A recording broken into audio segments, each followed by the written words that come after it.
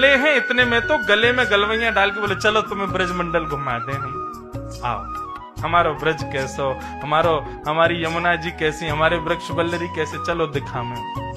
किशोरी जी बोली अच्छा चलो। सब घूमते रहे। किशोरी जी बोली अच्छा आपसे मिल तो लिए, आपको नाम कहा है?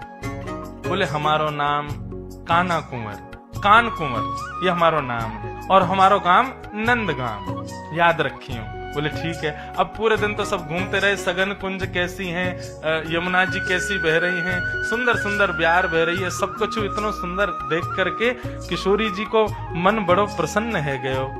लेकिन तभी किशोरी जी ने जैसे ही ठाकुर जी के गले में मणि को देखो, मणि को देख करके किशोरी जी रूठ के बैठ गई। अब ठाकुर जी बोले कहाँ भयो, आप रूठ क्यों गई हो? ये आपने अपने गले में एक नील मणि पहन रखी है। ठाकुर जी बोले हाँ। बोले यार नील मणि में एक गोपी को चित्र मुझे दिखाई दे रहा हो, ये कौन है? आपने सवेरे सवेरे हमसे मित्रता करी, लेकिन गले में मणि में पहले थी कोई और बैठा रखी है आपने।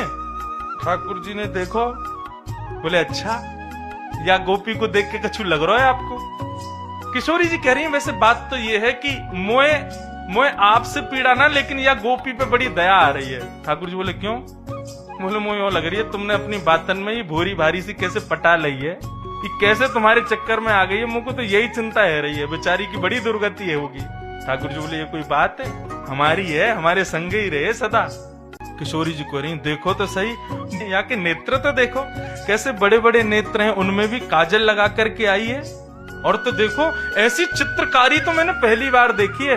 मणि के अंदर एक गोपी को चित्र है, वहां में भी वहां के नैन रूप सब इतने सुंदर बनाए, और इतना ही नहीं वह गोपी को श्रम के कारण पसीना आ गए, वो प्रश्वेत के बिंदु भी यहाँ में दिखाई दे रहे हैं। ठाकुर जी मंद मंद मुस्कुरा रहे हैं। बोले अच्छा और बताओ, और मैं ज्यो ज्यो या मणि को अपने पास खींचूं देखवे के काजे त्यों तो अपना और मुंह निकाल के मेरे पास आ जाए।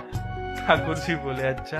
किशोरी जी बोली सही से बताओ कौन है ये, या को परिचय बताओ ये कौन है? ठाकुर जी बोले हमारे पास आओ, बगल में आओ। किशोरी जी बगल में आई तो ठाकुर जी ने मणि उतार करके अपनी ओर करी, तो वह मणि में ठाकुर जी दिखने लगे।